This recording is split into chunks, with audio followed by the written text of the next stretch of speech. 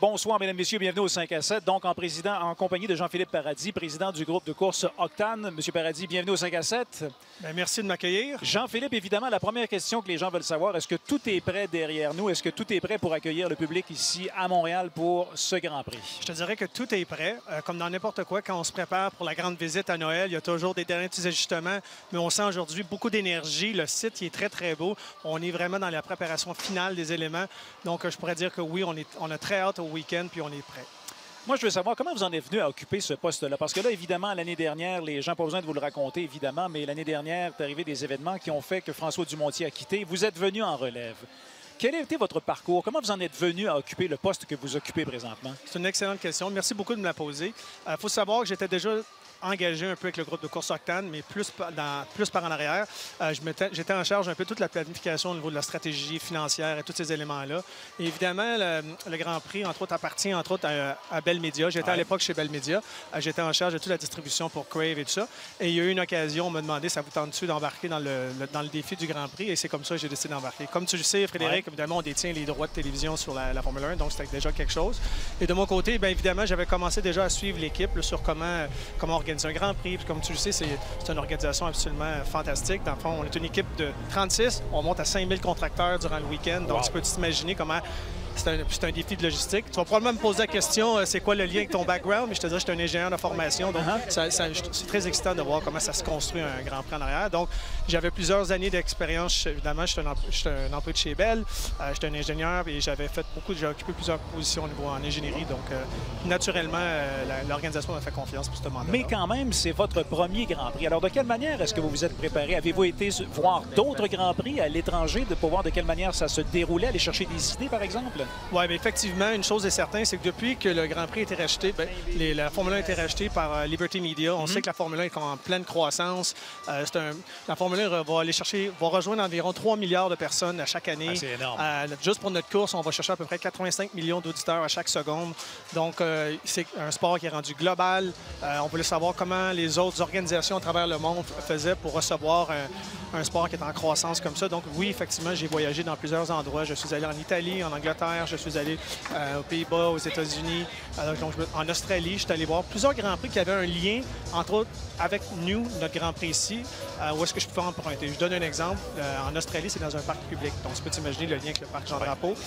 Tu peux t'imaginer aussi également à Monza. C'est dans un parc aussi également, on a voulu aller voir ça. Après, on a voulu aller voir le Grand Prix, entre autres, des Pays-Bas. Ils sont très, très forts en ce que j'appelle en développement durable. La grande majorité des gens vont là en vélo. D'ailleurs, très difficile de découvrir quel est ton vélo à la fin. Ils sont tous noirs, ils sont tous pareils. En autant que tu repartes avec un vélo. Mais je pense qu'au-dessus de 90 des gens ils vont en vélo. Donc, on a voulu apprendre des meilleures pratiques. C'est ce qu'on a ramené. Nous autres, notre plan, on a un plan triennal sur 3 ans pour améliorer le Grand Prix. Donc, on a voulu ramener certaines des idées qui pouvaient être applicables ici. Le Grand Prix de Formule 1 du Canada, c'est au Canada. Le contrat se termine en 2031 pour le moment. Qu'en est-il des négociations pour le futur? Est-ce que déjà, il y en a des négociations présentement pour assurer la pérennité ou le renouvellement du Grand Prix de Formule 1 du Canada pour après 2031? Oui, c'est une excellente question. Puis la réponse, c'est non, on n'est pas en négociation. Non? Non.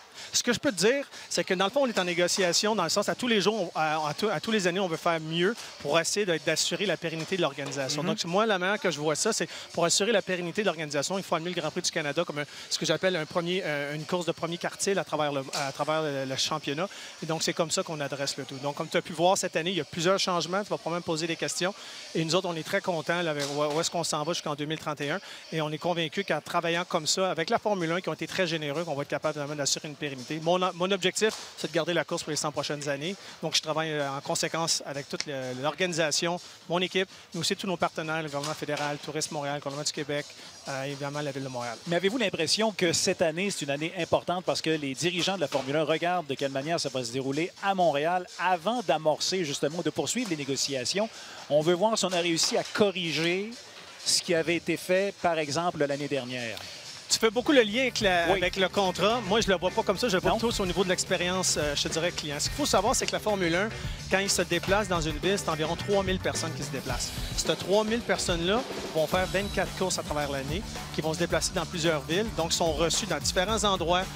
Dans chacun de ces endroits-là, il y a un paddock, il y a une accessibilité qui se fait à l'endroit où a lieu le Grand Prix. Donc, évidemment, ils sont capables de comparer dans chacune de ces expériences-là quelle est celle qui est plus optimale et tout ça. Donc, moi, mon objectif, c'était de m'assurer, entre autres, que cette année, j'allais améliorer l'expérience du personnel de Formule 1. Donc, une des choses qu'on avait améliorées, c'était l'accessibilité, qui était plus complexe. Donc, on a trouvé une façon de faire, on a trouvé des stationnements supplémentaires, puis aussi de rendre vraiment l'endroit où est-ce qu'ils leur environnement de travail très, très agréable pour qu'ils puissent performer à la hauteur, évidemment, de leur talent. Et ça, c'est réussi. Parce que parlez-moi justement, je ne sais pas c'est quoi les sommes qui ont été investies, mais au-delà de ça, c'est bien de voir que, par exemple, les maisons d'hospitalité pour chacune des écuries, maintenant, c'est sur 2 étages.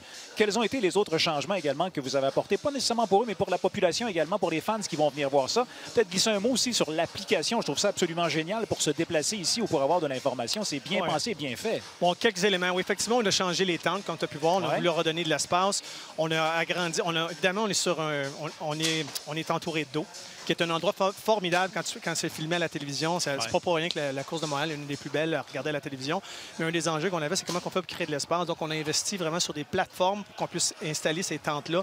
Dans le fond, l'objectif, c'est de créer un boulevard d'activités. Donc, on essaie de recréer comme un centre-ville, une rue où il y a beaucoup d'activités, où est-ce que les gens ont le goût d'être. Comme là, actuellement, on est dans ce qu'on appelle le cottage ou le cottage. On a voulu redonner aussi une saveur canadienne. Donc, les gens, quand ils viennent ici, ils vont se sentir rapidement au Canada. On voit, il y a une mini-arena, si tu veux. Les gens peuvent jouer au hockey, tirer d'érable, la poutine. Donc, ça, c'est des éléments comme ça pour recréer un côté de familiarité.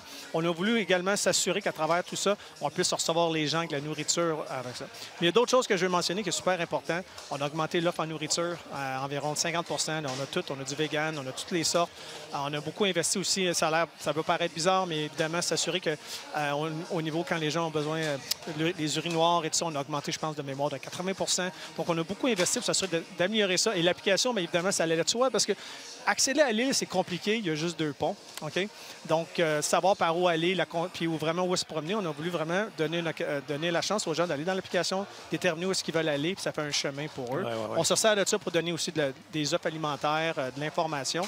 Autre élément super important, je ne sais pas si tu viens de ça, Frédéric, mais au milieu de l'île, pendant plusieurs années, le centre de l'île était fermé. Oui. OK? Et là, on a travaillé, entre autres, avec nos partenaires du parc. On a ouvert complètement le centre de l'île. Donc, c'est beaucoup plus facile de se promener d'une place à l'autre. Il y a beaucoup plus d'arbres, beaucoup plus d'ombre. Les gens peuvent retomber, ils peuvent aller voir les musées d'agriculture. Donc, ça leur permet aussi de redonner, de montrer, entre autres, la beauté du parc aux gens qui se promènent. Puis, évidemment, mais ça rend ça encore plus fabuleux. Donc, c'est certains de ces éléments-là qu'on a fait pour améliorer, je dirais, l'ensemble de l'œuvre. vous allez voir dimanche, il va y avoir un spectacle aussi, beaucoup plus de DJ, de musique, beaucoup plus festif.